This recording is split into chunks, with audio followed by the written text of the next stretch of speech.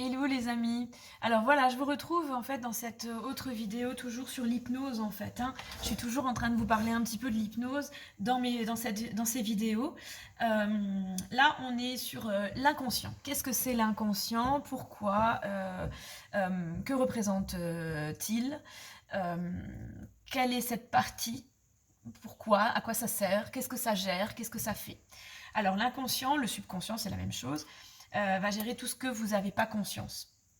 Tout ce que, je vais prendre tout de suite un exemple simple, les battements du cœur, la respiration, toutes les opérations biochimiques de votre corps finalement, dont vous n'avez pas conscience, qui sont vitales, que vous rendez pas compte en fait, que vous mettez en marche par exemple, rien que marcher. Euh, Vous n'avez pas besoin de penser aux muscles que vous devez contracter. Vous n'avez pas besoin. Vous pensez juste à aller d'un endroit, d'un point A à un point B. Et puis, voilà, ben, l'inconscient va gérer en fait les 600 muscles de chaque geste qu'il doit faire. Euh, il, va, il va faire tout ça pour vous. Et heureusement, parce que si vous deviez penser à chaque action, chaque cellule pour pouvoir avancer, ce serait impossible en fait. Donc voilà le, le potentiel qu'a votre inconscience. Voilà. Donc on va conserver les souvenirs dans l'inconscient. On va gérer les émotions. Et c'est là aussi où on se dit, waouh, c'est l'inconscient qui gère les émotions. Oh punaise. Il y a 2 minutes, je vous parlais dans une autre vidéo de la conscience, mais c'est pas la conscience qui gère vos émotions. Et là, vous comprenez tout de suite aussi pourquoi des fois vos émotions, elles débordent.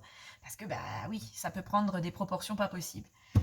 Il va gérer aussi votre discours interne. Alors le discours interne, il peut être super, il peut être... voilà. Ça va être le siège de votre imagination, de votre créativité aussi.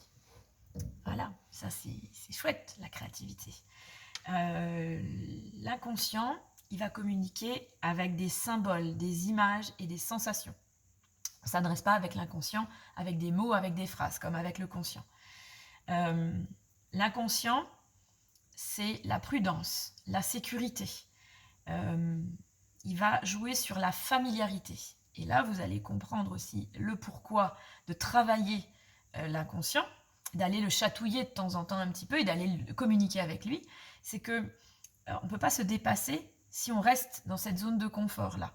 Bien sûr que c'est chouette et c'est sécurisé de rester dans cette zone de confort, mais ça empêche votre développement personnel.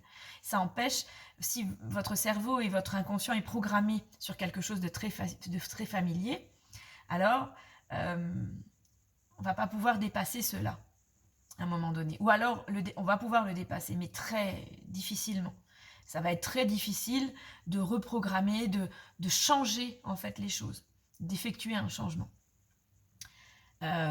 Comme vu sur les fausses idées avec les secrets, la tâche principale du subconscient, c'est de vous protéger. Et donc, il va agir au niveau physique, émotionnel et intellectuel. Il va vous garder dans le contrôle. Voilà. Alors, qu'est-ce qui est super? C'est génial. Il y a des tas de choses qui est magnifique avec le subconscient et avec l'inconscient.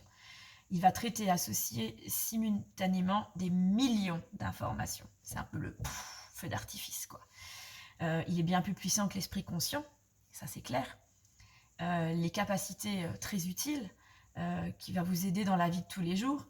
Il va vous libérer des tâches répétitives pour pouvoir effectuer des choses beaucoup plus enrichissantes. Ok ? Je vais tout de suite, avant de vous donner encore 2-3 exemples, je vais tout de suite voir la pas bonne chose, les faiblesses de l'inconscient. Vous me dites, il n'y a pas de faiblesse, c'est top, l'inconscient c'est génial. Oui, mais non. Il n'y a pas de logique. D'accord ? L'inconscient, il n'a pas de logique. Il est dépourvu de raisonnement. Il fonctionne comme un ordinateur, c'est binaire. D'accord ? Binaire, linéaire, appelez ça comme vous voulez. Sur des instructions données. Il va stocker des schémas très complexes pour qu'ils fonctionnent en dehors du mode de conscience, un peu en mode pilote automatique, comme la conduite. Voilà. Cette protection, même si cette protection elle est inconsciente, elle est souvent super utile, elle nous empêche d'évoluer, c'est ce que je vous expliquais au début. De vivre de nouvelles expériences, de relever des nouveaux défis. Car il ne peut pas penser de façon rationnelle, l'inconscient. Ou raisonner. Il ne comprend pas la distinction entre ce qui est dangereux et un défi, ce qui est risqué ou simplement incertain.